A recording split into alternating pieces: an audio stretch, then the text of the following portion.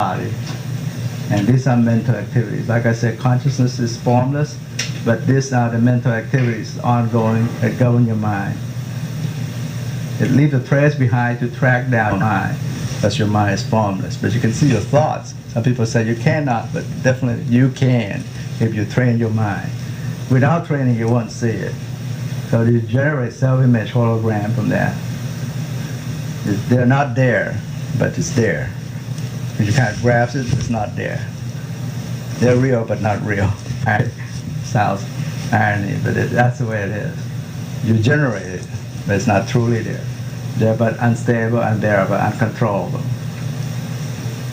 So this is, the Buddha says, to be born is suffering, to age is suffering, to die is suffering, depart from your loved one is suffering, didn't get what you want, suffering, got what you don't want, suffering, physical and mental ailment are suffering, sorrow, lamentation, grief, despair are suffering.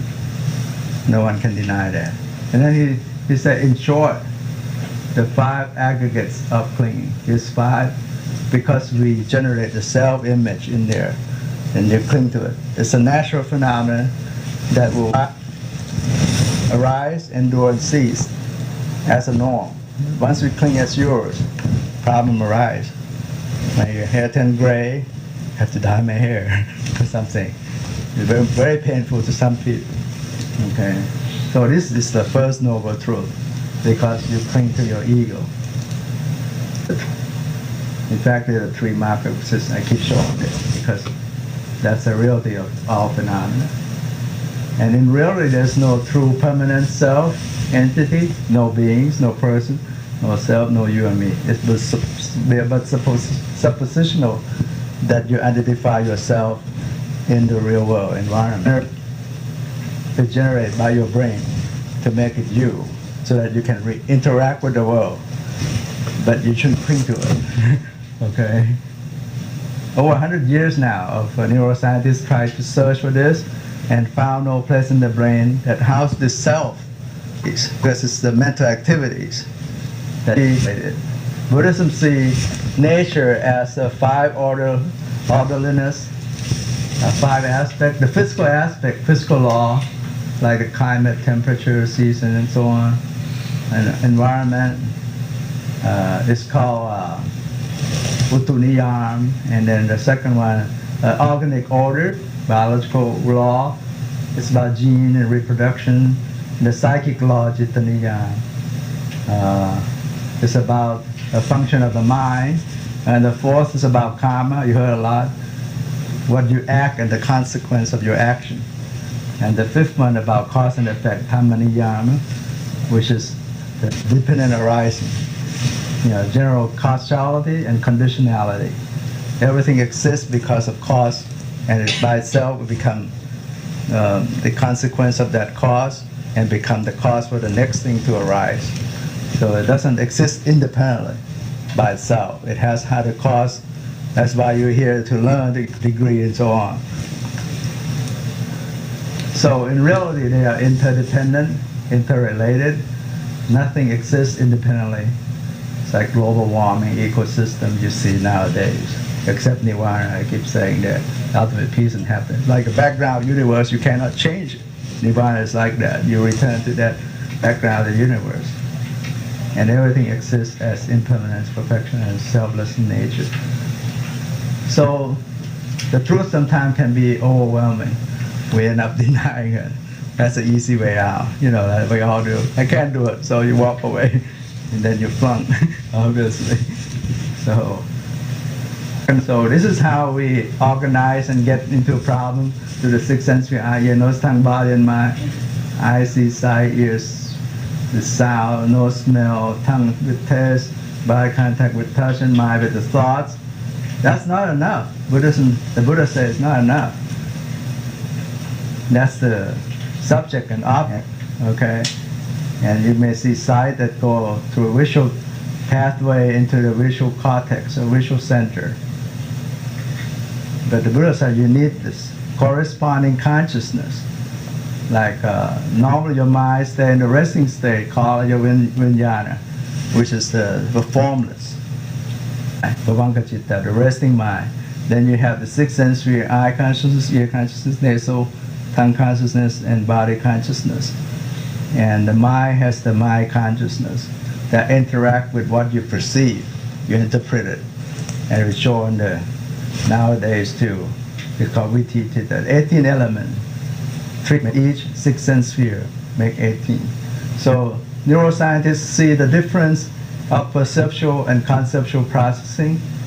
See, this is how you perceive. I show you the eyes, and perceive and go to the visual center in the back of the brain, and then it interpret in the superior temporal gyrus in saying this is a parrot, and okay, and then we perceive the brain process 400 billion bits per second. We only use about 2,000 bits per second. The rest of them you just ignore, like denying it, something like that.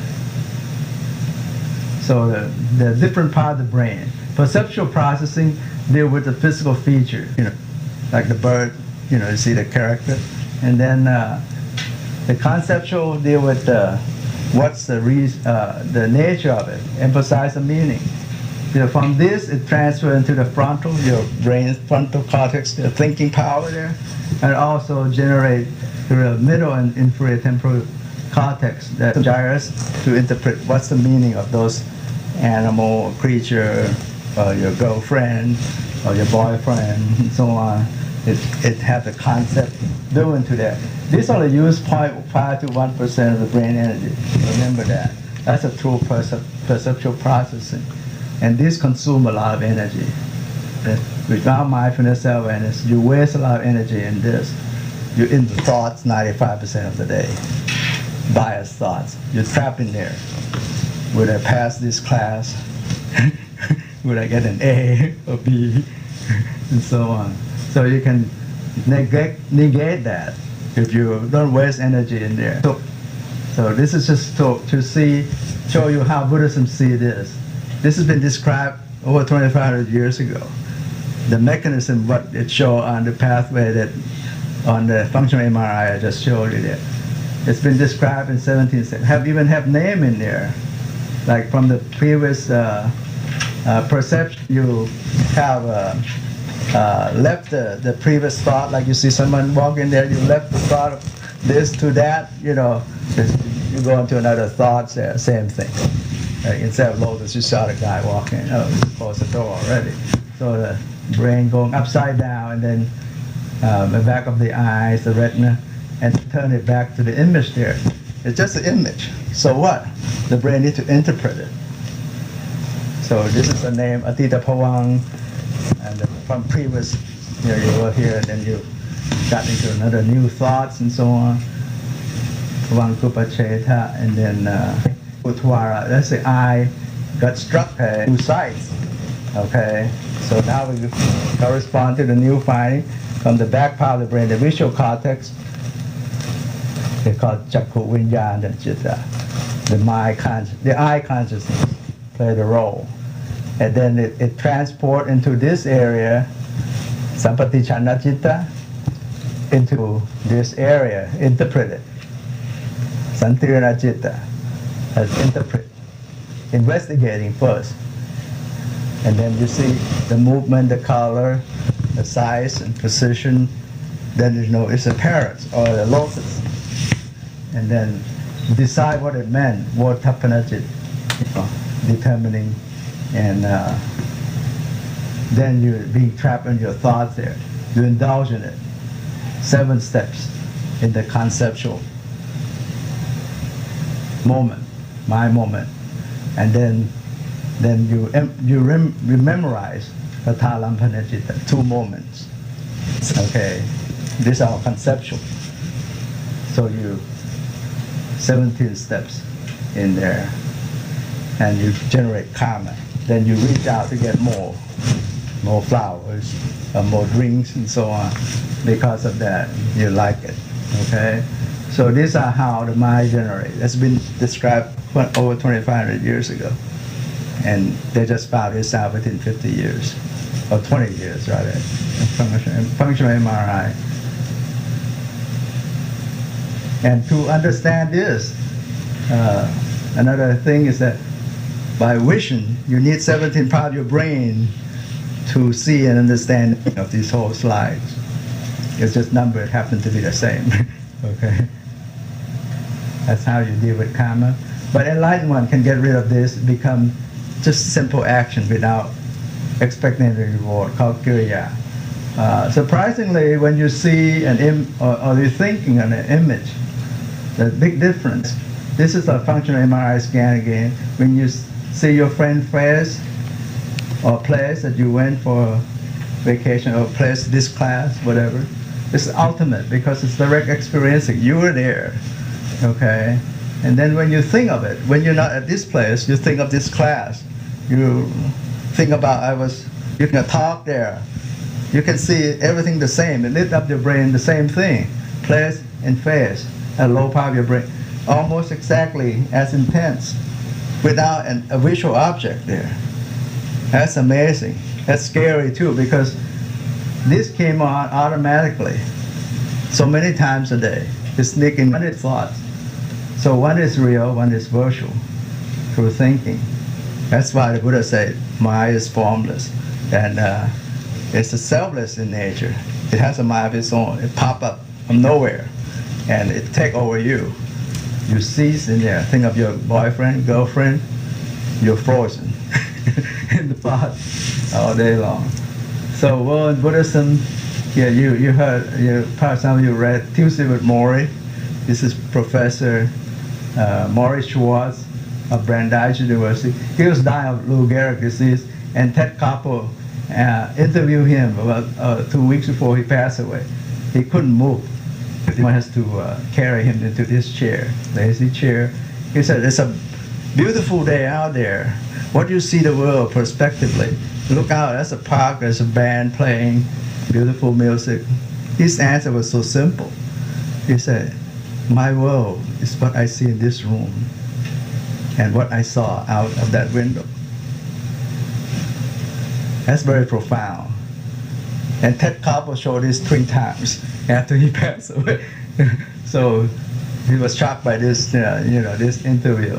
And people wrote a lot about this, wanted to replay again. And that's the Buddha say. It's a thought formation, not this world, earth. He says, world is thought formation. And then sentient being, you and me, the cycle of birth and death. And then the earth, planet earth. He even say, land was floating underwater. How could that be? It turned out like India came out from South Africa, and came to join Asia, the Eurasia, and became Tibet Plateau. Out that crashed 20 million years ago after dinosaurs passed away. It's all gone.